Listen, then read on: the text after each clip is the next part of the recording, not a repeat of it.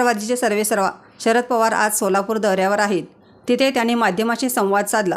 यावेळी बोलताना आगामी निवडणुकाच्या अनुषंगाने महाविकास आघाडी आणि जागा वाटपावर शरद पवार यांनी भाष्य केले। वंचिताचे नेते प्रकाश आंबेडकर यांना इंडिया आघाडीत घेण्याबाबत बोलणे झाले आहे। 48 जागांपैकी 35 जागांवर महाविकास आघाडीत एकमत आहे। बाकींच्या बाबतीत चर्चा सुरू आहे, असे शरद पवार म्हणाले। राष्ट्रवादीचे आमदार रोहित पवार यांना ईडीची नोटीस आली आहे।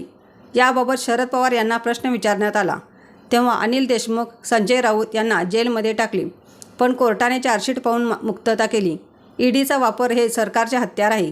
सत्तेचा पुरेपूर गैरवापर केला जातोय। रोहित पवारांना एकट्याला नाही तर सर्वच नेत्यांना ईडीचा धाक दाखवला जातोय, पण आम्ही शांत बसणार नाही। आम्ही कोर्टात जाऊन लढणार आहोत, असेही शरद पवार यांनी सांगितले। रणनीती न्यूज चॅनलला आजच सबस्क्राइब करा आणि रहा अपडेट।